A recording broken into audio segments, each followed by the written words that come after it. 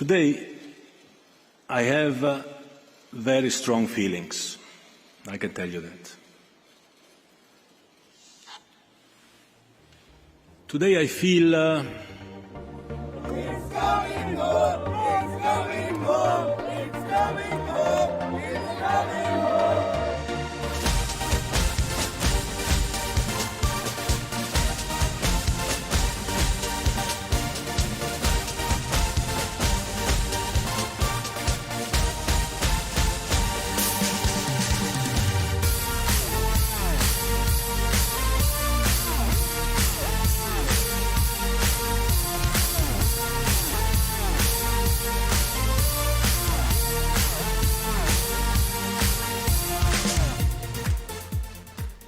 Can't believe that we had to sit out last week.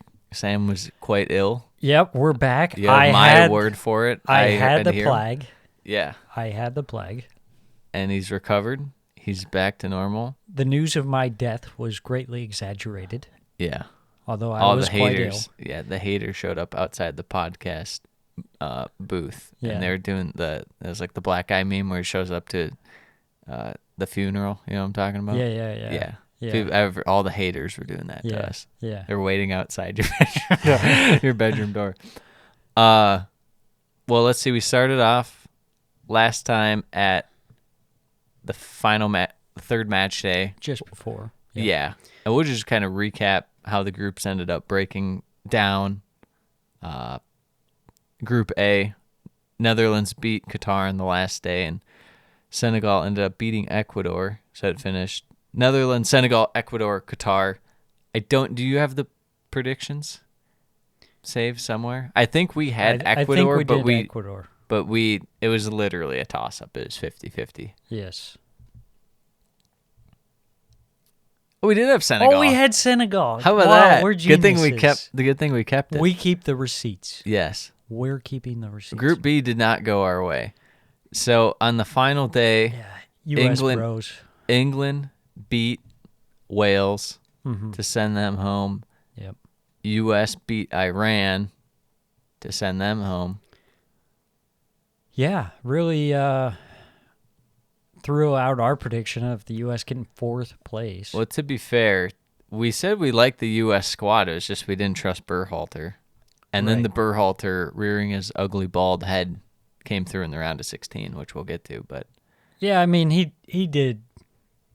he did fine in the group stage. I'll give him that. But at the same time, he also got bailed out. I don't think they beat Wales if Kiefer Moore just starts. I don't see a way. Yeah, I was going to say more so. I don't think he did anything for the U.S. to win. I think that was like on the The players, players talent. especially like Tyler Adams, hard carrying the midfield. Yeah. I think to a certain extent. I thought he did fine during the England game, but England really just Yeah. maybe that was more Southgate just completely got it wrong. I think that was a good matchup. They did their homework on how to kind of neutralize the midfield of England, and did a really good job in that game. But other than that, I think there's been some questionable subs, some criticism about Gio Reyna's playing And time. Aronson. Aronson, I think, arguably should be starting over Pulisic. Yeah. Zimmerman, He was the he made the downfall in the smart defense. choice of putting in Carter Vickers for the second game. Or and the then- Iran game, the third or game. the Iran game, you're right. And then didn't play him in the Netherlands game. Yeah, which was more the same, them holding the ball. And Wales, disappointing from Wales. I think they're just too washed.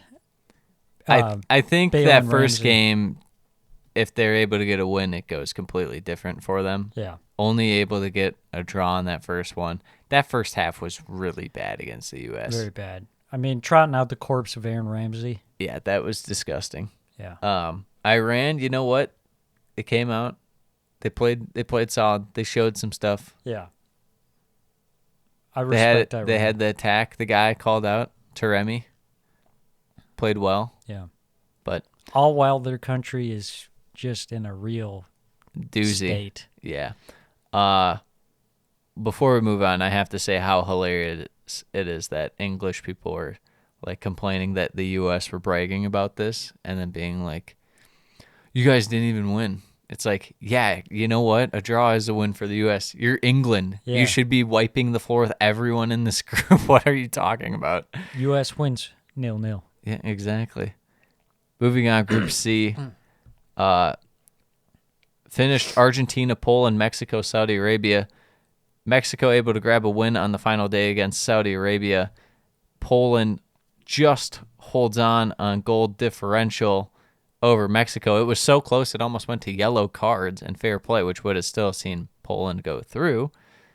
Argentina able to pull themselves together after the embarrassment of losing to Saudi Arabia. Yeah. My prediction almost came true, Sam, of the because when we did the predictions for that one, Argentina and Mexico were the two teams out. I said both of them will make it in. Almost. Almost. Who do we have making it through for the predictions on this one? Oh, we had it. Oh, we had it. But to be fair, it was pretty chalk. Yeah, it's how it goes. Mexico, they're just not what they used to be. No, they don't have any. Like, we talk about the U.S. not having a striker. Mexico Yeah, has not even Nothing. anything close. nothing. And really, they've been sitting back, and then they get scored on, and they're like, well, what do we do now? Yeah. Terrible. Just out of ideas. Terrible. Group D. Poland, the unofficial, most official, in my opinion, like, team that should have not gone through. Yes. The worst of the 16 that went through. Yeah. And I don't think it was close. Group D. We predicted France, Denmark, Tunisia, Australia. How wrong were we? It finishes France, Australia, Tunisia, Denmark. I was really hoping that it'd be Tunisia, so then I could have another feather in my cap. But Australia, we mentioned before that they're frisky. It's just they Yeah. normally never hold on, and this time able to hold on to 2 wins, one against Tunisia and then one against Denmark, correct? Yep. Yeah. I think the biggest disappointment, well, I don't know if you could say biggest disappointment because there's a few, but Denmark finishing last with 1 point. I mean, Yeah, that's got to be right up there. we had a feeling that they'd not be that great or they'd have to grind it out, but this was like, oh, you called for their reality check. Yeah, I think so. I think when you realize, like, Denmark, they punched above their weight pretty hard in the Euros. And this one, you have teams like Australia and Tunisia that, you know, it's easy to come in there and not give them any respect. Yeah. But the World Cup it's a funny game Yeah. because anything it's can not happen. always about the quality of the team. It's about how a team works together. Yeah. I mean, what? Australia's striker that scored a couple times. He played in the second Japanese league. That's where it's at, man. Yeah. So I love me some second Yeah. Japanese league. the championship equivalent of the Japanese league. Yeah, arigato. What was I gonna say? Yeah, I don't know. This Denmark and Germany, tough scenes for them mainly because they're really catching flack over their political statements and being more focused on that before the tournament, and then it just really goes. Yeah, Downhill. I think that's kind of, revisionist history. Like, if they got Yeah. through, no one would say anything about it. But they're Yeah. like, oh, they lost, so they must have been focused too much on the protest. Which, I Yeah. mean, to be fair, I heard something about Germany that they Some seemed players they didn't put wanna some do it, and planning and yeah. I heard some didn't want to do it, some Right. did, and they did it, and it's like that's just. You don't need to cause any rifts in your team. You need to keep it as simple as possible. So that's the only reason I would just not even focus on that. Just because there's an open chance to bring in other stuff in, but it's like you're there for this 30-day tournament. You just have to grind it out. Yeah. Group E, we called it. We called the surprise team of the We- tournament. Well, there's really 2, but we called one of the main 2. Yeah, we believed in Japan. We had Germany, Japan, Spain, Costa Rica. Finished Japan, Spain, Germany, Costa Rica. So Spain threw on goal differential because Costa Rica just could not do anything in that first game. Yeah, they decided they were going to die the first game and then wake up. Wake up. After Japan decided that they should play their backups in the second game against Costa Rica. You have to coast against Costa Rica, and then you turn it on against Spain and Germany. That's some clearly 4D Japanese chess. yeah. That's the ultimate samurai warrior mentality. And Japan, they just did it through sheer efficiency. They barely had any of the ball. If there was any reason to say, let's just take expected goals and throw it out the window, Yeah, Japan is exactly that. 100%. They had a couple moments, and they took those moments. And the game against Spain, it was within, a few minutes. Yeah, and of course the ball going out of bounds, and they didn't call it, and it's like, you Big know what? deflection on the first goal. Yeah, it's like, you know what? Who cares?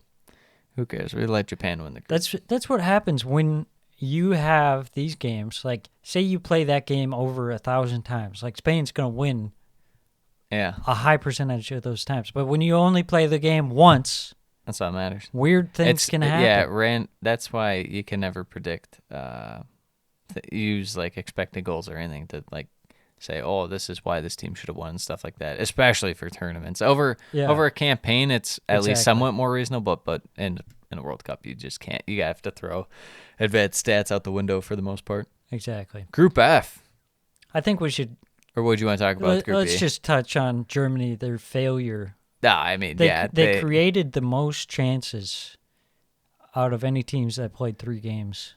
So, yeah, I felt like their attack was one of the best 2 or 3 that I watched, and they just couldn't score. And I'm watching these clips, and people are like, Musiala's cooking out here, and it's like he's dribbling past people, and then he just skies one over the bar. It's like he's like in the 6-yard box almost, like shooting, and he skied it. Can we not talk about how terrible that is? Yeah. Like, I don't know what we're talking about.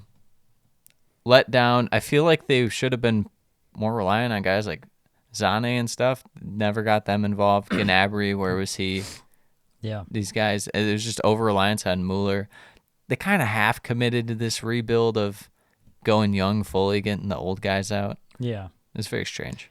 Very strange. And, a little bit questionable defense as well. Well, thrown that's in the what you mix. get when you have Dortmund defenders and Tony Rudiger back there. You're asking for chaos. Agent of Chaos. Yeah. Tony Rudiger. Group F. Yeah. Morocco, bringing home the biscuit. I felt really good about them. What did we predict for this group? I think we had Belgium and Croatia, but no, we had Belgium and Morocco. Okay. Belgium and Morocco. We got Morocco. Yeah. What are you gonna do? We didn't And have faith in Croatia. It was more, I was mainly worried about their attack, and I'm still kind of worried about their attack, even though they're now through to the semis. I just don't. It's one of those things I can't fully trust it. Yeah, without ever like replacing Mandzukic, it's been Even in 18, like they had moments where Kramaric looked good and stuff too, and I just don't know where he's at these days in terms of form, and I don't know. But their midfield, I don't know what to tell you. It's able to hold up, and they get somehow. insane goal-keeping performance out of their keeper. Yeah, so somehow Luka Modric just is still world keeps class going. at 37. But Morocco, probably 1A, 1B with Japan as the dark horse teams of the World Cup, which we both saw coming. Yes. We like both those squads. I feel like sometimes you don't really think, you look at Morocco and you'd be like, people will be like, huh, I don't really think much of them. Croatia, Belgium will go through. And it's like, you just have to sit down and look at their squad and be like, oh, they just have like a bunch of actual like professional guys. Yeah. But It's not a traditional powerhouse. yeah, country, exactly. But definitely they have the quality. And meanwhile, on the other hand, we have Belgium, a team that I think we alluded to. Maybe they're too old at this point. We hinted at it, but we thought they could get past the group stage. They couldn't even get past the group stage. Yeah, and if you said to us beforehand, you looked in the future and you said Belgium's finishing third in this group, we'd be like, yeah, not surprised. yeah, wouldn't rule it out at all. I think the thing with Belgium, and this kind of gets back to the expected goals and like kind of, I guess, expecting things over a campaign versus a tournament. Mm-hmm.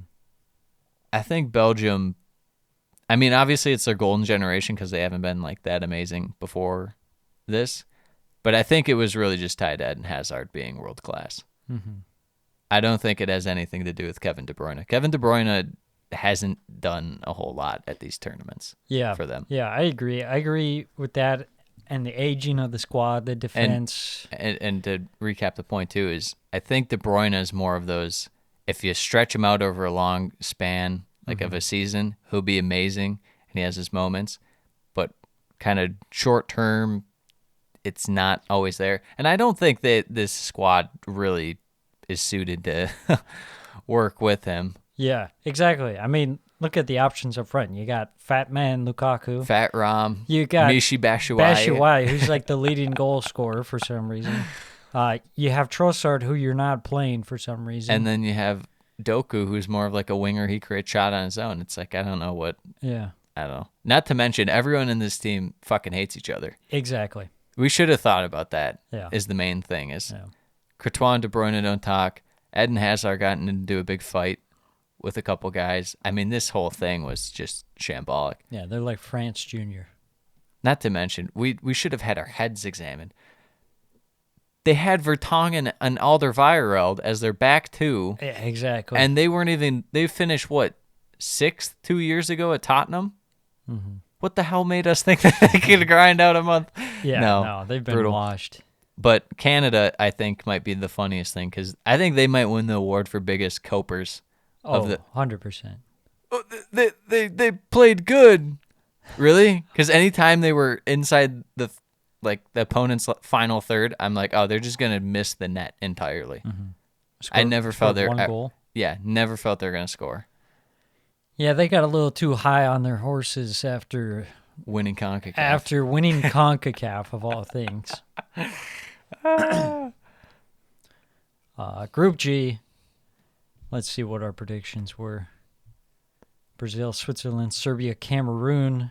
And what happened was Brazil, Switzerland, Cameroon, Serbia. So switching around Cameroon and Serbia. Serbia, really disappointed. People got them hyped up a bit too much. Yes, they have good players. No, we haven't seen it yet. But this so no. has happened before. Yeah. Where they just don't perform as Mm-hmm. what you think they would. The key to being a master of the zag, like Sam and I, Yes. is you look at good teams that are under the radar no one's talking about compared to good teams that are supposed to be under the radar that people are talking about. No one was talking about Japan or Morocco. Mm-hmm. Everyone was talking about Serbia. Yes. You have to keep zagging. Always be zagging. Yes. ABC. Always be zagging. Cameroon, solid little win. Yeah. The Swiss, they did what the Swiss do. They kind of just hold on, Yeah, it's a not steady pretty. ship. Yeah. And then Brazil, they look like world beaters out there. Mm-hmm. Except for the last game where they Yeah. rotated like the whole team, Yeah. which is to be expected, to be fair. Exactly. I think the story of this is that, obviously Brazil, not surprising, but Yes. you have Serbia, who they have some players that are big names, but Switzerland, they just have kind of that pragmatism that gets you through. Kind of like Yeah. what happened with the Netherlands. Like, they didn't look great, Yeah. but they got the goals when they needed to. Yeah, and they just do enough, and you hold up shape, and you're very conservative Yeah. in your play. And you contrast that to Spain, Yeah. who's just wants to pass 9 million times Yeah. but never score. Mhm. It's like the style doesn't matter. It's all about the substance. Yes. And when you're Brazil, you have both. So Yeah. Well, let's go to Group H to round it out. Portugal, Korea, Uruguay, Ghana. Korea bros. We had Portugal at the top. I know that. I think I made us put Korea at the bottom, but I didn't feel great about it. No, we put Korea third. Ghana bottom. I believed in Korea.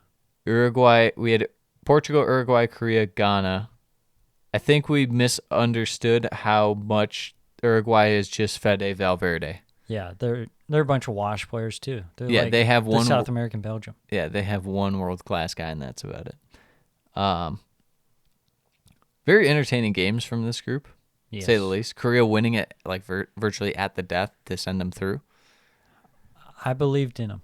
Yeah. I believed in them. I knew they got that dog in them.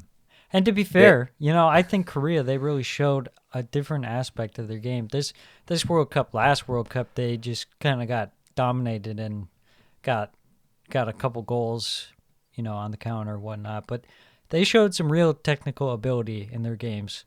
And I think they really deserve to be second in this group. And I think I feel like saying they deserve to be second is an understatement because Uruguay did nothing and Ghana was not that great. They were a bit lackluster. yeah, Uruguay, you can't just rely on freaking Luis Suarez. Yes, you can these days. Like, Jesus. The Luis Suarez against Ghana revenge, but it was too little, too late. Yeah. All right, so let's go to the knockout bracket here. So, first one of the knockout games, Netherlands-U.S. finishes 3-1 the Netherlands. I felt like the U.S. had as good of a squad, if not better, Yeah. and they just got diced up tactically. Right. I think this comes down to the pragmatism, like Van Hal versus Van Hal. Berhalter. The experience of Van Hal versus the naivety of Berhalter. U.S. controlled most of this game. They had great chances early on. Pulisic had a Yep. great chance. Netherlands didn't have a whole lot of the ball, but when they did, they made it simple. Get it out wide, cross it back into the center. Yeah. U.S. fullbacks terrible at defending. Yeah, Easy goals. Attack them in space in their own final third. Yeah, I thought people coming away, a lot of the people saying that, oh, it's clear the U.S. needs a striker. That's the main takeaway. It's like, I think the main takeaway was that Greg Berhalter's clearly not fit to manage this team if the U.S. actually want to go far. Yeah. That was my takeaway. But Yeah, I think there was a bit of like pounding your head against the wall, yep, just trying to do the same tactics over and over. And then on the other end, not adjusting to the Netherlands tactics and getting scored 3 times by basically the same goal. yes, No adjustment whatsoever. I No. mean, it's one thing to have one player who's weak defensively as a fullback, but when you have both Dest and Robinson, yeah. you're and, just super And open. Zimmerman is not. And Zimmerman, he's not good the enough to back make line up got for it. quite exposed. Moving on, Argentina and Australia in the second one. Honestly, probably the most boring half in the first half, and then the Messi goal kind of comes out of nowhere. Yeah. Argentina grab a second, almost blow it late. Australia, They made it interesting. yeah, made it 2-1. They had some chances at the end, so Argentina goes through. For the rest of the round of 16, Japan and Croatia. Croatia playing really well that game. Japan doing what Japan does, sneak attack. Yeah. Little kamikaze on them. Grab the 1-0 lead. Croatia pull it back near the end. Ends up going to penalties. Sadness for Japan. Ends up 3-1. Croatia, unstoppable at penalties. Yeah, once it hits extra time against It's over. Croatia, It's like Khabib like submission Yeah. on you. It's Yeah. toast. You're not scoring in the next 30, and you're definitely not winning on penalties. Yeah, when you go to the ground with Khabib, it's like, oh, You're done. you're done. Or it's like a good baseball team where it's like you're losing in the 7th inning, and you know that their setup man and closer are just lights out. It's like, oh well, we're done. It's not. It's over. Yeah. We're not scoring again. Yeah, some really rough penalties from Japan. Yeah, that was brutal. I don't know if they realized penalties were an option in these games. If they, I practiced don't know them. if they thought that Mina was actually Liverpool quality when they put him out there for the first penalty. I question some of these teams' penalty orders. Like, Yeah, I guess if you want to be like, this guy's confident and wants to take it, you just have to give it to him. But we'll get to the Brazil one today. But speaking of Brazil's game before, they played Korea in the round of 16 and absolutely slaughtered them in the first half. Korea grabbed a very nice wonder goal as a consolation goal to see their way out. yeah. I know there was a lot of sadness amongst the Koreans, but it was a great achievement to get out of the group. Yeah. And I mean, to go out against Brazil, no shame in that. Next up, France and Poland. France taking care of bit. You What? skipped a game there. Wasn't that the late game that day though? Or am I crazy? No, Wasn't the you're early- right. You're right. They have you're it right. flipped. Okay, you're right. I don't know why. You're out here cooking 4D chess. Hold on, Yeah. let him cook. France, Poland, 3-1 France. I mean, this is the equivalent of like Man City and like Real Madrid, and they're all thinking like, who's gonna draw the one random like Shakhtar in the round of 16 for the Champions League? Mm-hmm. Like everyone here would want Poland, Yeah. maybe Australia, but Poland is the team you want. France just took it to him. Poland with the garbage time Lewandowski penalty, and he can say, you know what, I got one group stage or one knockout goal. And it's like, no, you didn't. That doesn't count. That's worthless. Yeah, Poland got to go up against the Mbappe show, Yeah, and they were toast. it was pretty rough. I mean, there were times where I was thinking, like, man, I don't know about these tactics. Like, France just feeding Mbappe, like, endlessly, like, force feeding him. You can get away with it against Poland. You can get away with it against Poland. But in the future, it's I'm gonna be not tough. sure if that's the route to go Yeah. going forward. I think what we have to talk about with France is Antoine Griezmann is back to like 2017 form, Mm-hmm. but it's like a completely different role. He's just like at that caliber though. He's Yeah. been playing amazing. Next up, Morocco, Spain. What? Oh my you God, just now I- don't want now to I- talk about England. That time I missed it. England, Senegal. This was very boring.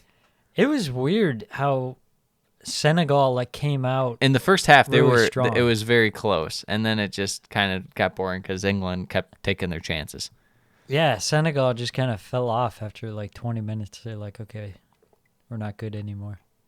And England, they did what they had to do. They were efficient. That's how England are. 3-0.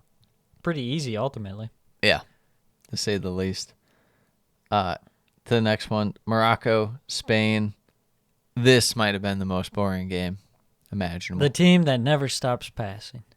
I don't know how Spain. anyone can like Spain. It's just beyond me. It's brutal. I mean, on one end you got Tottenham, on the other end you have Spain. They're both football terrorists. yeah, They're just two different it's a flavors spectrum. of it. It's a spectrum. Football terrorism spectrum. Yeah. The merch is dropping. Yes.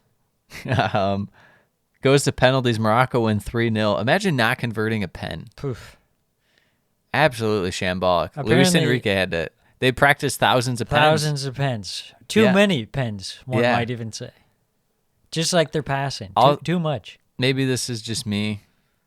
I feel like at some point it's probably like 50-50, 75-25, but somewhere in that range. It's probably like a 2-to-1 ratio of skill to luck, but there's a lot more luck than people like to anticipate with that. Sure, you have scouting reports on where guys go and stuff like that, but pens, I feel like there's so much luck, and I refuse to have anyone tell me otherwise.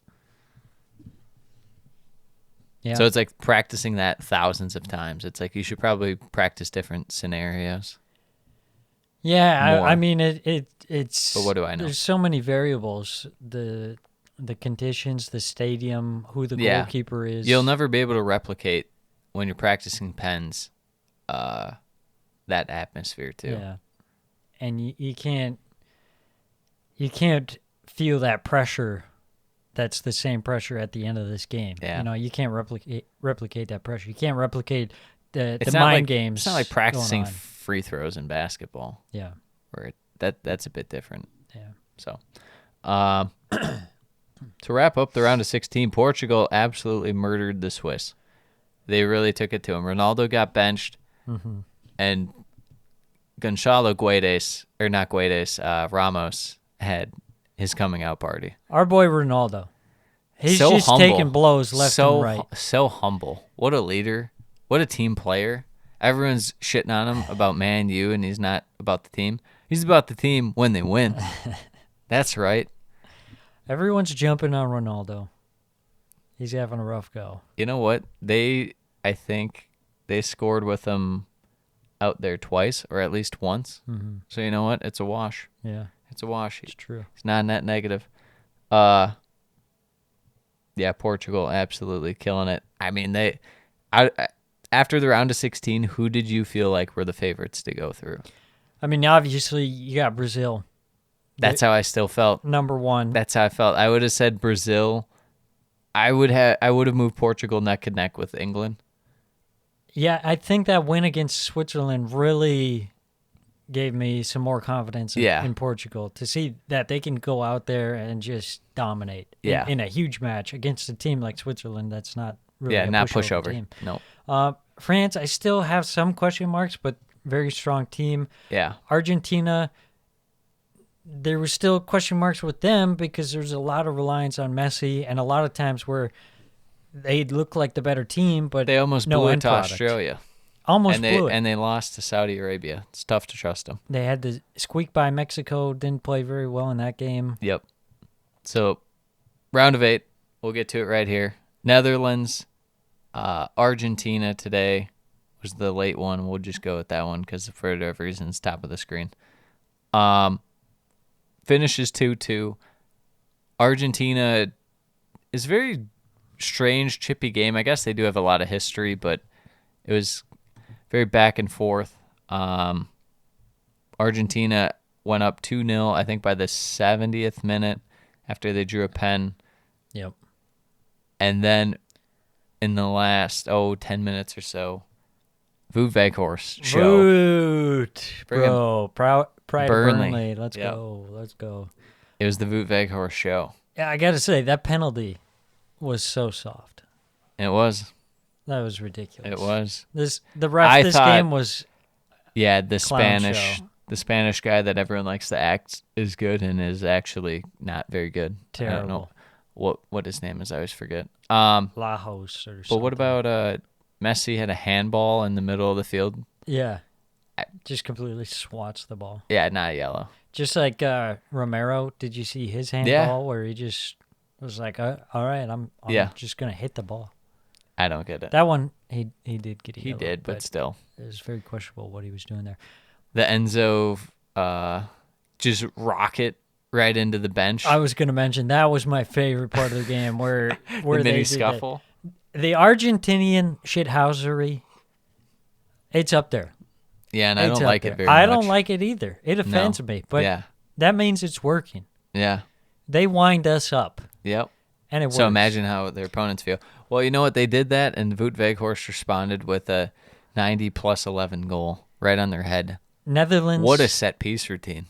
Run from it, hide from it, be afraid of it. But guess what? Vote is inevitable. Yeah. He is. And that's what they've been lacking in this World Cup. It's just someone to freaking put the biscuit in the basket, man. Well, they've got Gakpo They do, but he's created on his own more so. yeah, and I don't think he's like that focal point that you can just get that ball up to him. You know, Yeah, well, I'll tell you what. I love that set piece routine. that was nice. It was great to watch. Goes to penalties. Yeah, and then you got the Mr. Shithouse himself, Emi Martinez. Yeah. I mean, you can't He's beat him. no, he's unstoppable. Not to mention, he just pops off. Yeah. He gets that. He's got the big game experience with Arsenal and Villa. That's why he does it. Yes. Have you ever heard him talk? No. He has a weird accent because he's very like his English is definitely English. Yeah. Because You should hear he's him been talk. playing Yeah, I know for how long? So long, over 10 years probably. Yeah, He was at Arsenal for a very long time. I know. Finishes 4-3 on pens. Netherlands kind of put themselves in a hole. Looked like they're going to come back in penalties, but Lautaro Martinez slots the last one after a lot of criticism for not playing very well so far. Yeah. Argentina to the semis, like we predicted, but it doesn't feel great. It does not feel great. Not one bit. Yeah, I still don't feel it. I'm not getting it. Yeah. I mean, the only thing that I'm feeling is the Messi plot armor at this point. Yeah. It seems like this is his World Cup. Yeah. But it it's the feels like it's surrounding lining cast. up for Argentina versus Portugal, Ronaldo, Messi Okay. is what it feels like. See, I was they're going thinking for. it's lining up for the Argentina-Brazil, but Let's get to it. Croatia, man. Croatia taking it to them. 1-1. Relatively balanced game. Brazil just not able to create a ton of chances as much as they were before. Neymar steps up in extra time to give them that 1-0 advantage. And then Croatia on the counter. Petkovic, a little slot past Alisson. With how good Alisson's playing, you're surprised it went in, even though it was a good shot. Yeah, the Brazil getting caught on the counter, that's like, oh, shit, what are you doing? Yeah, That's bad. absolutely brutal. I think everyone, when Neymar scored, it was like, okay, that's the game, right? Yeah. If there was one thing you had to say about why Brazil probably got bounced, why were they playing Rafinha? Mm-hmm. Like that's an actual like net negative on your team out there. Like he doesn't do anything. Why are they playing Rafinha? Why is their defense pushed up to like almost the halfway line Yeah. when you're up 1-0 and you're trying to hold the lead? Like that was just tactically very questionable. They had their boy Richarlison. They should have just been force feeding him. Like you're talking about France with Mbappe. He was bound to be the man of the tournament. Croatia, I mean, they put like a Newcastle-esque performance in midfield. Oh yeah. I mean, it was just a workhorse. It was a shift. It was a shift. I mean, how long can they get away with freaking Luka Modric playing Forever. 130 minutes? Forever. The guy, I mean, you look at him, he looks like he's 50. He's got bags under his eyes. He's all wrinkly, but he's like Yoda or something. Something like that. Gandalf. He's 9,000 years old. I was thinking The Hobbit, more like he's Samwise. Okay. Not He's a little guy. Frodo. Maybe Frodo. Maybe Frodo. Could be. He looks like he'd be in the ensemble. Yeah. Maybe a dwarf. That's the way to do it. As far as penalties go, it's easy to say now. I had a feeling when Rodrigo stepped up for that first one, Yeah. because he had some really shit bleached hair. it was like kind of like all splotchy and stuff. I'm like, Yeah. dude, this guy's gonna miss this. I had a feeling about that as well. It's always just when you put the really young kid up there in the big game, Yeah. it's a risk. Well, I mean, he's been on that stage with Real Madrid Yeah. and stuff, but this is the World Cup. I mean, it's huge. And then, big as it gets. I mean, the key talking point: Neymar not taking a penalty. This That's- is supposed to be his team. That's really bad. How you don't have one of your three best guys in the first three? Because Yeah. they always line up five. You're guaranteed to get three. Yeah. So I mean, I like how Argentina did it. They're like Messi number 1. yeah, Boom. Yep. Neymar should have been number 1. He's the guy. Whether he's the best penalty taker or not, yeah. he's the guy. Like everyone follows after him. With that said, we just criticized Canada for giving Alphonso Davies the pen. Well, I mean, there's I know doing he's a that, defender and- versus yeah. No, I know. Croatia see it through. What's their goalkeeper's name? Lakarovic, something like that. Some Vich. Livakovic. Livakovic. That guy's wild. He is popping. He is a wild man. He cannot be stopped. I mean, He went toe to toe with Alisson and said, "I'm better." someone's going to buy him up. I don't Yeah, know Man who he U. plays for. Did you see before the Swiss game that Man U? It was like they're lining up Jan Sommer to be De Gea's replacement. Yeah, I saw that and I thought, Did anyone what think? year is it? I was gonna say, did you not think that no one checked Jan Sommer's age? He's like 33. Yeah. He might be older than De Gea. I think he is. Right. What do you mean? He's the replacement for David De Gea? I thought he was older than 33, to be honest. Let's see the facts. 33 years old, you're right. I'm a genius. Yeah, it just seems like a move that was like 5 years ago or something. Not even 5 years. It's just a move that never happened. Oh, he's about to be 34. Okay. Well, you know how they say he's 33 until he's 34. Then he's Yeah. 34. 35. Amazing. Croatia in the semis again, on the road to the final again. Again, getting to extra time. The Euros is not for them. They're World Cup only country. It really is insane. Croatia, what they've been able to do. I mean, just imagine if it was Yugoslavia and you could combine Serbia, Croatia. That would be OP. Bring it back, baby. Yeah, run it back. Run it back.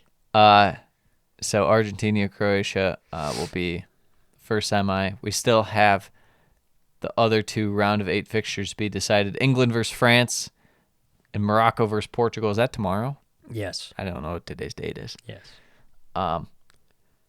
Wow, that 2 spectacular games. If you had to lean toward one or the other for which game would be better, probably England, France, I would assume. I feel like both games are going to be great. I'm nervous as a adopted England supporter. I'm nervous. France is very good. I think England, they can do it. Can they step up to the big moment and do it? I think if they can win this game, they can beat anyone. They can beat Portugal. They can beat Morocco. They can beat Argentina. They can beat Croatia. Yeah. Maybe. Maybe. Maybe. I'm curious to see how Morocco fares against Portugal. I think they'll hold up, but I think Portugal's going to win. Yeah, that's kind of how I feel. England, I think, will win, but I just have a bad feeling in the pit of my stomach that Southgate might somehow mess this up. I don't know why. In terms of just like the lineup he puts out, he'll just put like a weird one out, and you're like, whoa, no, Yeah. that's not good. Yeah, my gut feeling is that France is going to win. Really? Yeah. I feel like if I just- had gun to my head, had to pick one, I'd pick England. I would pick France. I just feel like That's because you're anti-jinx. I'm not even anti-jinxing. I swear this is my feeling. Whether that's because I'm rooting for England and I'm afraid they'll lose, but I think England has a more talented squad. I think they do, but I think But also, no one's clicking on England the way that Griezmann and Mbappe are clicking for France. yeah, and I'm always worried, with England. Sometimes they just lay down a bad performance. It feels like the pressure gets to them Yeah, and they can't handle it. I think it'll be close, but I think they win 2-1 in extra time. Portugal, I think it'll probably be like 2-0, Yeah, if I had to guess. But I wouldn't rule out Morocco. You just never know. you can't. But They've made it this so say far. so you're gonna go France. So France versus Portugal, Argentina versus Croatia. Is it gonna be a rematch of 2018 Croatia-France? Is that what you're going for? It sure could. Yeah. I mean, that matchup, Croatia versus Argentina, I feel like Croatia can really, really frustrate Argentina Yeah. and just get something out of it. I think it's going to go like this. England beats France, Portugal beats Morocco, and then Croatia beats Argentina, England beats Portugal. And England-Croatia, that semis, England has to fight the demons of that semifinal that they blew Yeah. at the last World Cup. Yeah. That's what I think will happen. I think if England gets into that situation, man, that scares me. I know, that's why I'm saying that's what the final's going to be. It's I'm- it's the ultimate test. Have they gotten better since then? I'm just scared of Croatia now. They're like, Beat them in regular time. you have to, but I mean, the goalkeeper's been popping off. The This is midfield's what just worries me running about forever. Argentina too. Is I think they're the worst team left. Maybe Morocco's the worst, I would say probably marginally, Morocco. but it's close. Yeah, Argentina. But if they're not if as you're good going as in they should assuming be. Morocco's going to lose, I think Argentina's the worst of the 4 teams, even though they have Messi. Yeah, I think so. I still don't really trust their midfield all that much. Yeah, Their defense hasn't been like terrible, but if you get in any point where they try and shut up shop, they're going to concede at least one. I mean, they did it to Australia. They did it to the Netherlands. I don't know. My hesitation with Croatia is that they've played Played so many minutes so many minutes so that far. they're gassed. If this one happens to go to extra time, I Yeah. mean, even at that point, then Argentina, they've 2 games for them in extra time when England or France, they haven't played one yet so far. Morocco went into extra time. Portugal hasn't. So It could come down to who's got the fresher squad. Portugal's probably has the deepest and freshest squad, unless you want to say England. But something's holding me back from picking Portugal to win it all, because I think they have the most talented team, unless you want to say England. But I think Portugal does. It's just, we've seen it before where they don't put it together and it falls apart, and it's like, what the hell just happened? Yeah. They just get their tactics completely wrong. Yeah. But I don't feel that way about them this go around. That's what's worrisome. Yeah, I think at the start of the group stage, it was a little bit of hesitancy, thinking they don't look great, but they've grown as the tournament's gone on, and that's really what it's about, is like peaking at the right time. So right now, if you had to pick one, who's winning it? You have France to win all? I think, France, Portugal, they could. I think whoever wins on this side of the bracket Yeah. is going to win. Okay. I really want to pick Portugal, but I can't. I have to pick England to win. Yeah. Yeah. I think I have to pick England to win. I hope they do. I hope it's coming home. I kind of hope it's Portugal. I kind of hope Ronaldo wins it. But wouldn't it be the most English thing ever to get to the final again and lose again? Well, they didn't get to the final last time. I'm The referencing Euros. the Euros. Yeah. 2 major Nah. tournaments in a row. I think it'd be worse if they had to play Croatia, the team they lost to in the semis of the 2018 World Cup, and then And lose to them. yeah, So it'd be that would be doubly the bad. ultimate. Yeah, that'd be double England. Yeah. They They would never recover. No, they'd be in a tailspin forever. Yeah.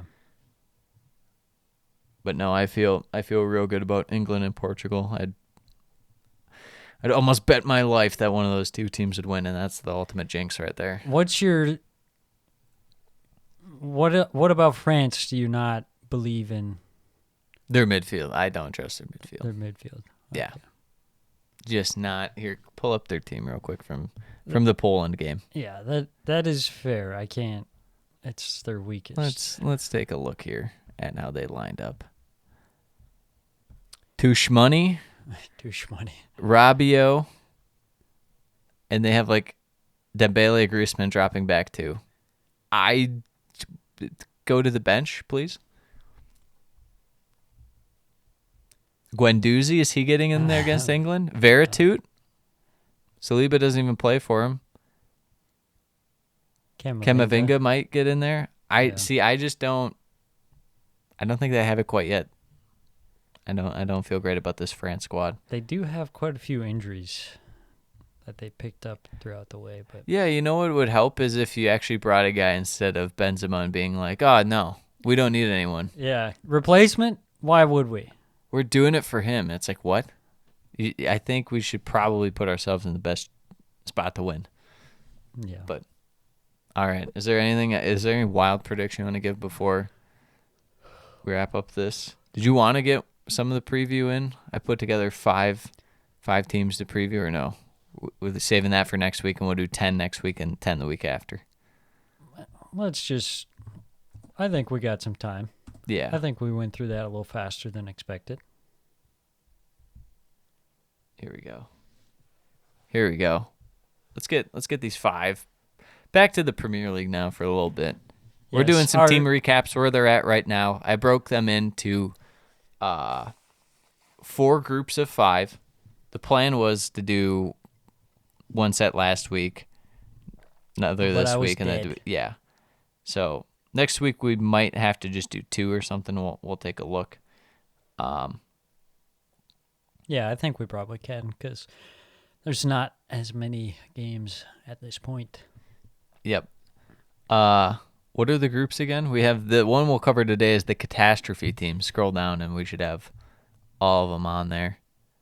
Exuberance and euphoric, up in the air to be determined, and the what are we doing group.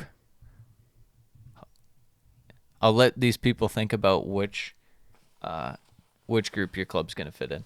But let's start off with the catastrophes. Number 1, we have Liverpool. Mm-hmm. sitting in 6th right now. Weakness, or the why as to where they are, I put Salah's drop-off.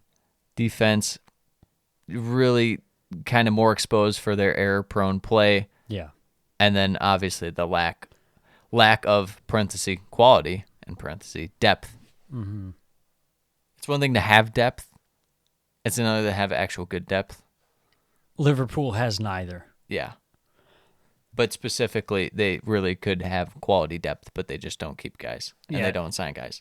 Too much James Milner already in the season. Mm-hmm. Too much just god-awful midfield combinations like Curtis Jones getting in there and Curtis Jones, Harvey Elliott, James Milner all in like one Harvey go. Elliott. Yeah, It's like, oh, it's okay. just it's quite a drop off of what they were, but I mean we always saw that, and Liverpool, their problem is with their ownership not willing to reinvest to keep them at the top. Yeah. Because if you're not pushing forward, buying top class players, you're going backwards. Yes. And that's what they've done. They lost Mane, haven't been able to replace him. They brought in Nunez, who's been pretty miss so far. But they splurged the cash on him. That's the Lot thing of is cash. they're willing to spend, but it's big money on one guy. Yeah. When in reality, they have the elite talent. They just need support around the elite talent. I don't know. Or you would like to think so. You just extended Salah. If he wasn't elite anymore, I don't think you'd extend him. But what do I know? Yeah. At this point, it's looking like maybe they shouldn't have even extended Salah. Like, what's the point if you're not going to invest in the rest of the squad? Yeah. Silver lining, Allison, best goalkeeper in the world. Maybe a bit harsh, bit reactionary, but that's how I feel. He's Darwin a great Núñez keeper. growing into a role. Finally, kind of, the last few games, he's at least scoring goals, getting goal contributions in some capacity. Yeah. He's not just on the bench or headbutting Joachim Anderson. Yeah, you can see the raw talent is there. Yes. And then the Firmino bounce back out of nowhere. Imagine if they didn't have that guy still. Right. He's been surprisingly dependable. Yes. I think for the main key stats regarding them, top in shots on target, but middle in shots on target per goal. The efficiency's just, it wasn't really there last year in terms of they have the raw numbers Yeah. and totals, but the efficiency, it was still like top 4 last year, though. Don't get me wrong. This year it's like 7th, 8th, kind of Yeah. approaching mid-table, and it's like, oh. Yeah, and you pair that with your next stat, defense allowing 43.5% of shots to be on target. Liverpool opposition has the lowest pass percentage in the league, low in tackles and interceptions. So their drop off in offense combined with their worsening of their defense. Yeah, they're It's still kind of- able to kind of do the gegen pressing to where it's effective somewhat, where they're causing teams to have bad passing, but also not high in tackles, which are not always going to be. Low in interceptions is a bit surprising, but the allowing 43.5% of shots on target, that's virtually all you're saying is when they get through, they're completely through, and a lot of these shots are just going to be relying on Allison to be saved, Yeah. which he's done for the most part. All right, Sam, what's your big question about Liverpool? My question, why does Liverpool think they're going to sign Jude Bellingham? Cause Jordan Henderson, mate. Jordan Henderson's been hanging out with him. He's what do they call it? Scouser. Scouser. Yeah. Is He's it? one of us. Is he a Scouser? No, I think he's from London. There must be some weird PR person from Liverpool who just keeps saying like, "Oh, Liverpool front runners for Jude Bellingham." The only thing you could say that makes sense about it is the fact that they are willing to spend on elite talent but not depth, and Bellingham's elite talent. But it's very confusing. I just feel like it's always Bellingham's for sure top 10. I'd say probably top 5 midfielder in the world right now. I mean, at that point, it's either City or Madrid. Those are the 2 best teams in the world Yeah. right now. So you would think you'd want to go to those 2. Liverpool would be a bit odd to go to. Especially at this point where it's looking like Liverpool is Might be Europa on the League. decline. Yeah. And Liverpool, yes, they've spent on elite talent, but What about superstar talent? Darwin Nunes. Darwin I present Núñez. you Pete Dios. POC. I don't see a world where Liverpool It's- spends 130 million on a guy. I can see like a 1% chance, but I agree. It's just not likely. I can't imagine unless he like loves people at the club that we don't know about or something. Right. Unless he's actually good friends with Henderson and stuff. I otherwise I just don't understand. Even if you're good friends with Henderson, like Henderson's 30, going to be 34, yeah, retiring he's like getting there. in a year or two. Yeah. Unless he's staying at the club. But it's kind of like when there were rumors about Liverpool signing Mbappe. It's like Liverpool's not What? going to sign Mbappe. Yeah. Let's move on to the next team. Chelsea. Sitting in 8th right now. The weakness, the why. Reece James injury, poor summer action, and Mount lack of production.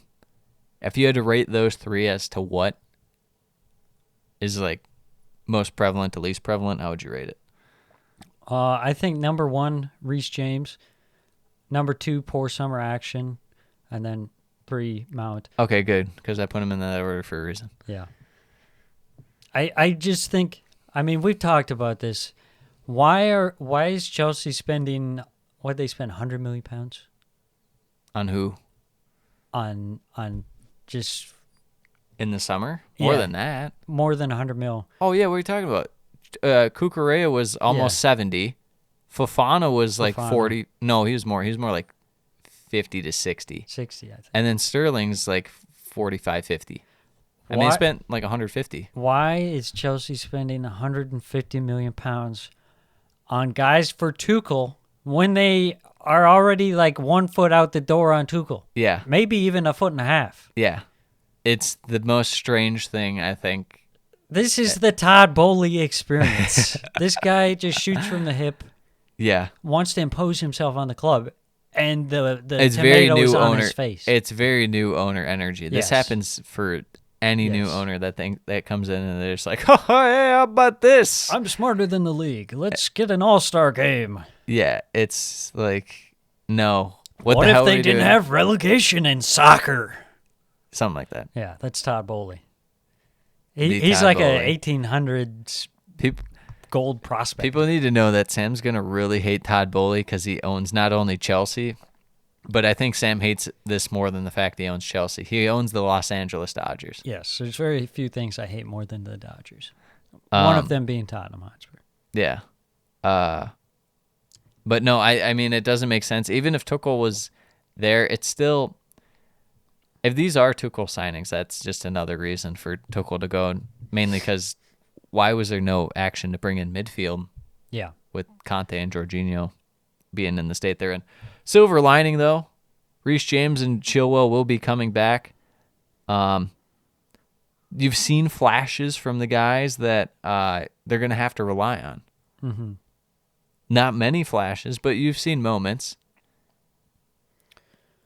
And I think that over time, you'll be able to grow with guys like Gallagher and stuff and kind of get more accustomed to seeing them with Graham Potter and how he wants to play them. But I really like Gallagher. I will forever like Conor Gallagher. And I think he's been like sneaky good in this dark time of Chelsea. Yes.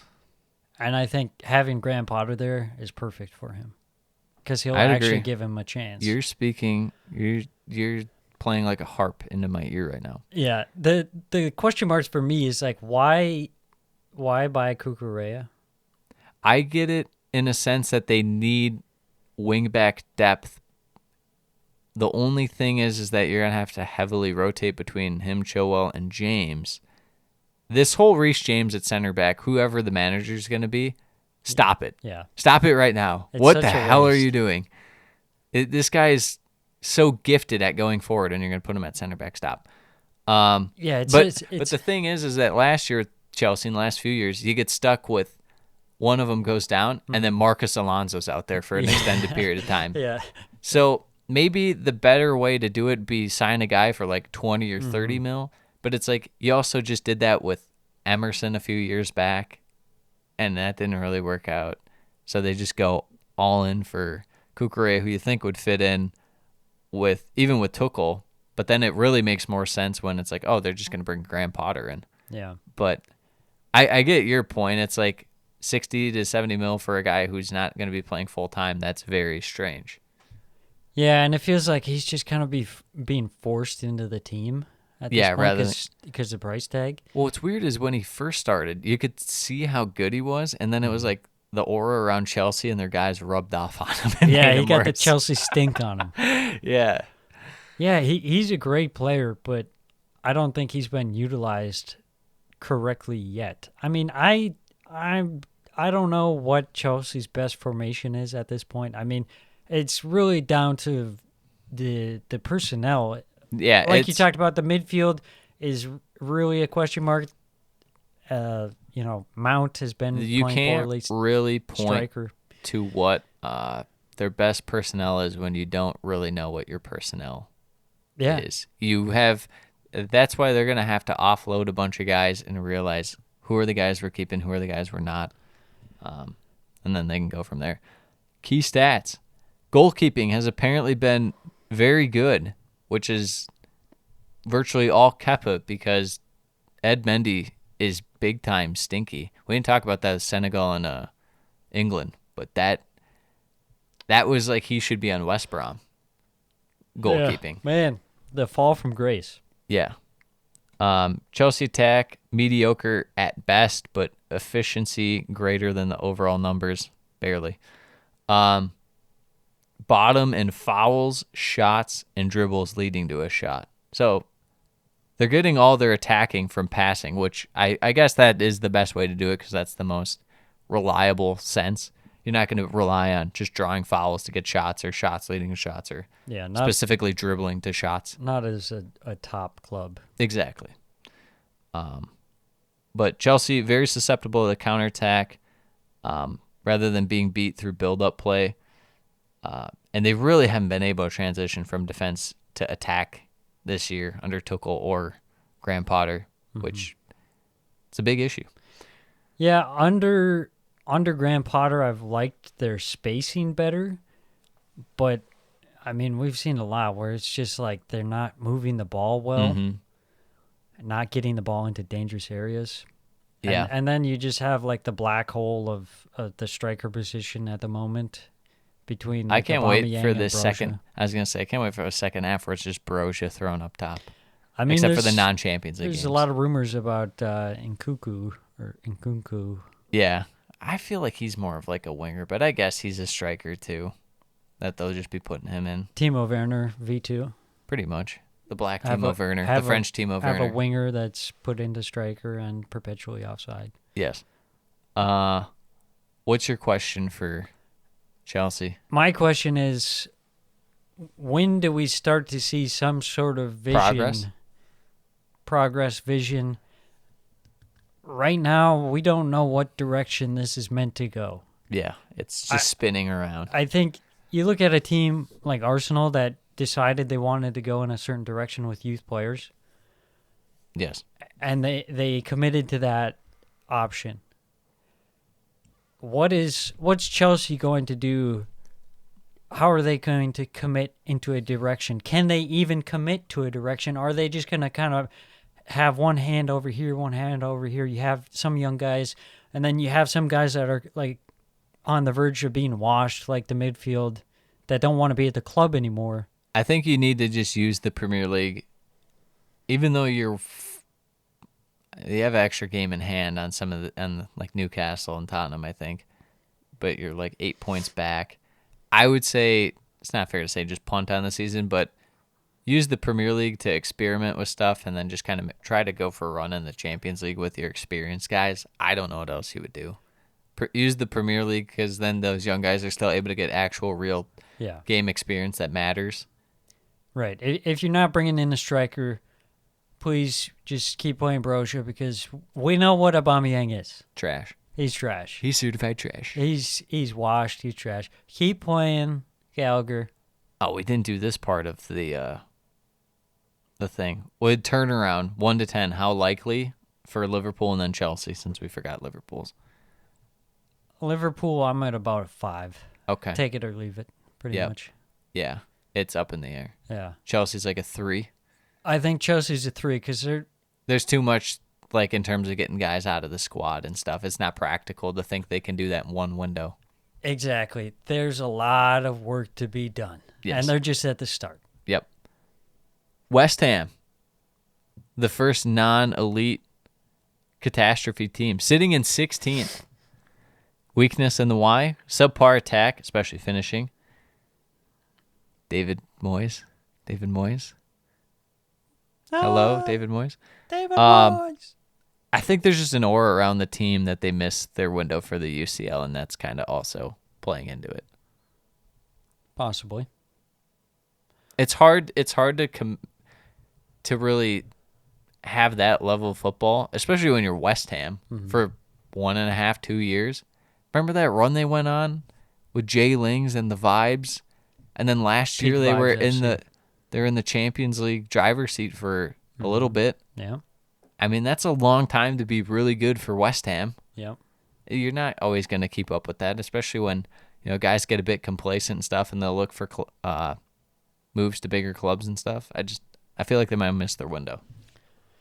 Yeah, and I think there's also maybe the letdown of not making it and all the effort they put in, having not that many guys. It's a lot of the same guys playing like every game, Yeah.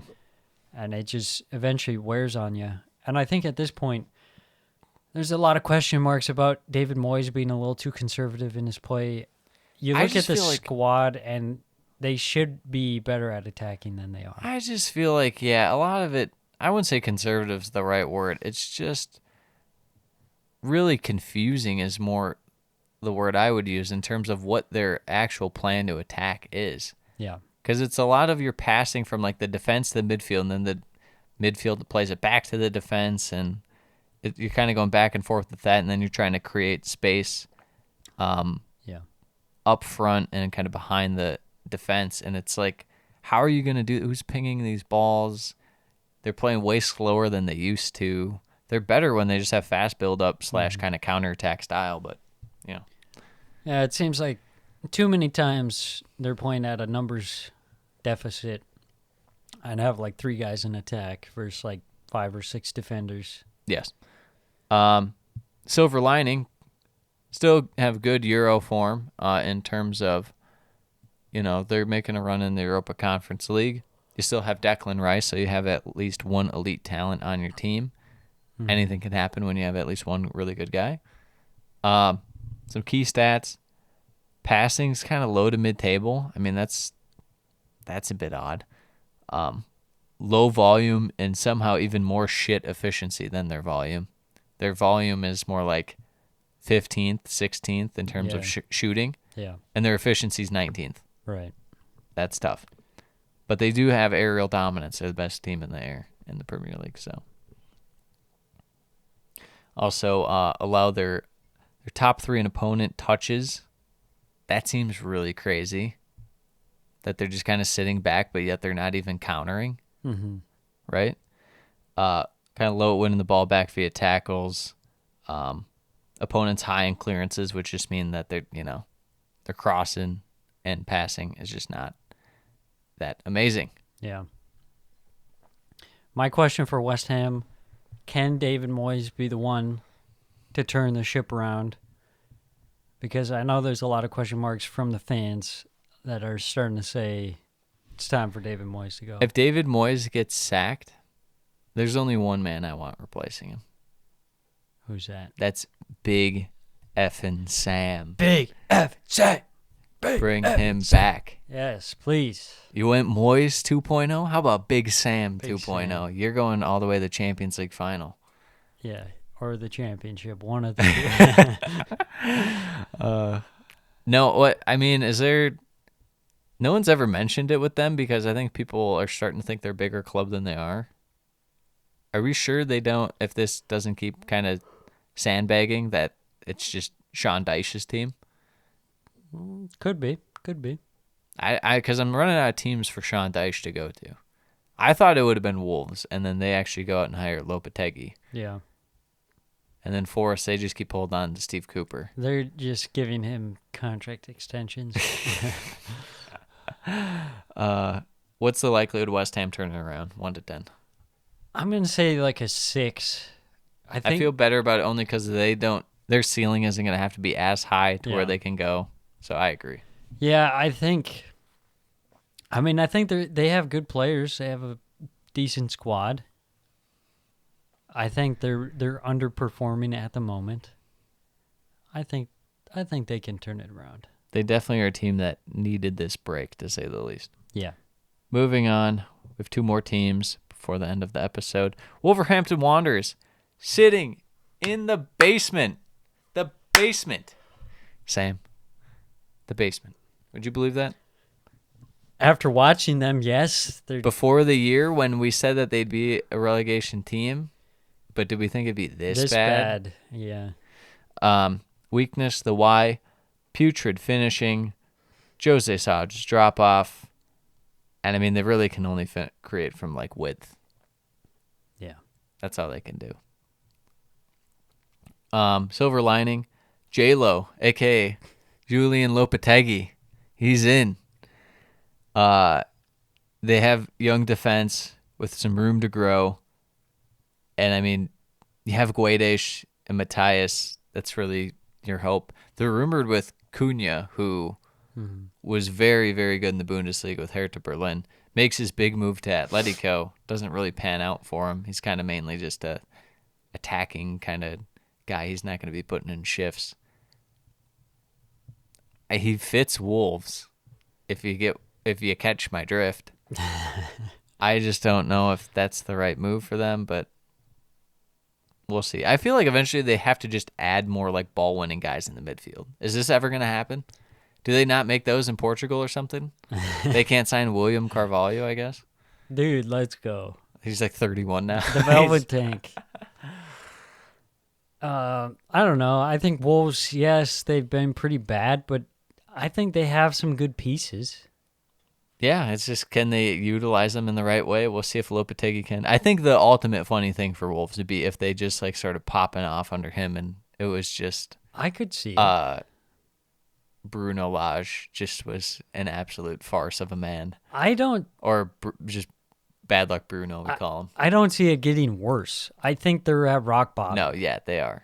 I mean, they're literally bottom. They're 20th. Yeah. It can't get worse. It can't get worse. They have their moments. They just have to put it together. Get Guedes and Mateos cooking. Hold up, let 'em cook. They have a solid defense. Yeah, I mean, their center back pairings, one that I quite like. yeah. Key stats. Jose Sa, he's been poor. Not even just like mediocre. He's just been poor. Second bottom in shots on target and bottom in shots on target per goal. Decent passing. Goals really just kind of come from passing. None from. They have 0 goals from a dribbling sequence. Would you believe that? Meanwhile, I'm supposed to be told how good Adama Traore is. Would you believe this? I wouldn't. Barcelona's Adama Traore. Tottenham Hotspur's Adama Traore. I think a lot of it comes down to Or soon to be Tottenham Hotspur's Adama Traore, rather. Wolves' offense has been so poor, it puts extra pressure on their defense. They don't have that relief valve No. of like, here's like 15 minutes of some decent possession No. and controlling the game. It's just like, hold on, boys. Yeah. The one stat I found weird was they were very high in shot creating actions. So dribbles, passing, stuff like that create shots, but they're very low in shots. So it's almost like they're just not getting shots off. Yeah. It's just a matter of like guys aren't taking their chances like entirely. It's just terrible. The D's been kind of just But with that said, we figured there'd be a slight drop off because none of them are at Connor Cody's level from last year. Mm-hmm. But they are, 24 years old, each of them, Kilman and Collins. So, like we said, room to grow. What's your question with Wolves? My question would be, can they get the attack going, which is kind of like the perpetual question of Wolves. Yeah. If they can get the attack going, they'll be a decent team. Yep. And I think they'll get it going more than it's going right now So which the turnaround, what would you doesn't say put? much. An 8? I think a 7. Okay. That's probably where I'd have them too. I mean, let's not get too crazy. Yeah, they still have to do it. I suck. still have to watch them do it. They do suck, and I do have to watch them with my own eyes. But they have guys that are just too good for this low of level. Yeah. Last team for the catastrophe teams. We have Nottingham Forest sitting in 18th. Weakness / the wide. No cohesion. Cooper can't get the right lineup. Some signings not only make no sense, they're just used wrong. It's like I don't know what they're doing here. They have guys with talent and guys that we've seen last year play well, and they're just like, Emmanuel Dennis is not out there. Mm-hmm. I don't know where he's at. He's out to lunch. Yeah, pretty much. Awani has been fine. If you had to power rank their signings, it's what? Nico Williams 1. Awani 2? Is he really their second best guy? Or Gibbs White. Yeah. But he's cost so much. Yeah. That's tough to say that given the price tag. But if you're just looking at production, it's definitely him second. Third, Yeah, we're not really counting Henderson because it's alone. yeah. Third, Remo Freuler's been okay, I guess. I mean, I don't know what else there is. Huddersfield, too, haven't really panned out amazingly. O'Brien and Toffolo or Yeah. I don't know. It's tough to say. Yeah. You know who it's not is not Renan Lodi, because that guy No, stinks. He's not good. Atletico Madrid zone.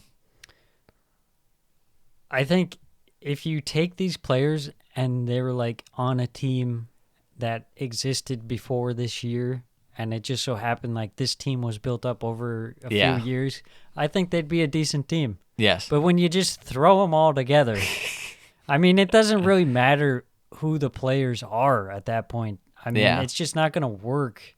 It's too in much, that, too in new, that too short soon. time frame.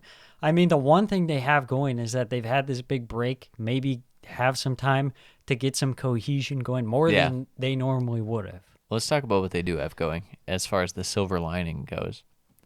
They have this setup of they low block and counter. They're really feeding into it lately. Yeah. And they've looked better in terms of results. Performance, much to be determined if that is a whole lot better, but they are getting more results.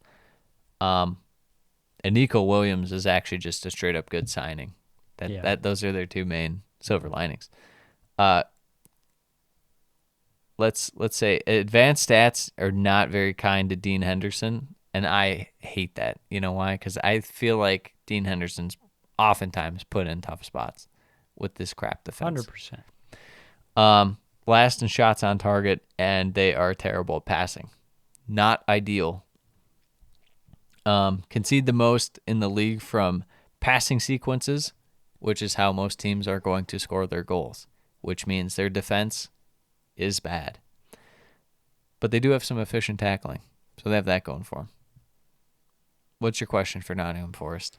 Well, we've seen they can win the ball back and threaten on the counter, but we all know that the front three of Jay Lings, Gibbs White, Brennan Johnson. and Brennan Johnson, it ain't it.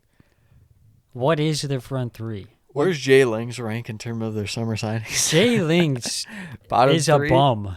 He's Bottom a three. certified bum. Like, this guy is so trash, and he's probably one of the highest paid players on the team. He sucks. He honestly sucks. West Ham is lucky they didn't sign him. Look at me real quick. Jay Lings. He's Jay so Lings. trash. Like, honestly, he is so trash. And that says something when you're so trash on this team that they're like, we'll put out Emmanuel Dennis instead. Well, I think Dennis is a better player overall. I don't know why he's He not out is, there all but the time. I don't know if he like cares enough. He doesn't care enough. I think he's out there. He's like, I I watched care him on- about myself I watched- solely. Who And are we that's it. We're talking about both, right? Or we're just talking about one? I mean, I guess you could say both. To be fair, Yeah, I would say both. What's the turnaround likelihood on this? Are you gonna give him like a 4? It's more likely to go down than up. I think they can turn it around if they go with Awani up front, hold up, because they really need that hold up play. Without him, I think a 4-4-2 really would struggle. be good with Awani as the hold up, but he's fast enough to get in behind if they Yeah. have to. But him hold up with Dennis kind of floating around out wide of him, I feel like that's the way they do it. I might have said Gibbs White second striker. Okay. But I might have Gibbs White just in midfield. they need some sort of hold up. Otherwise, they get dominated way too much. And then, but the big thing is, so far, Awoniyi, they've looked better when he's in the team, but he's had a number of moments where he should have scored, Yes, and he does not. and he does not. He is not. He could have like a good 6 goals. He probably has like 6 or 7. 3. Yeah. I would guess. I forgot. He's Top of my had some big chances. Yeah. I completely agree. If he can turn around, I think that suits Forrest way better. Sam, what do I always say about bad teams when I look at them? Whether it's a tournament, whether it's a campaign, what I always say, I need to have faith that you can score goals. Yes. Teams towards the bottom will almost always have bad defenses, Mm-hmm. leaky defense. It's just a matter of if I can trust that you can put up at least 1 goal a game and once in a while 2 goals a game, then I have faith you can stay up. Yeah. I agree. All right. Give him a 4 on the turnaround. Good. So next week, we'll probably just do one more group, and then we'll wait for the like final and stuff like that to recap the World Cup and stuff like that to preview the other 2. But next time we'll have the exuberant / euphoric group. Did you want to preview the 5 that I have laid out, or should we keep it a surprise? We'll say Arsenal and Man City, and then we'll leave the rest up for question. Okay, the Just other a little 3. little mystery. Okay. You know, Yeah. who could it be? Because you know it's going to be Arsenal and Man City. They're first and second. Yeah. Who else? Yeah. Makes Maybe. you think. Maybe. Oh, I don't know. Maybe. Aston Villa. They're happy being 12. All right. Well, until next week, adios. Adios. Mis amigos.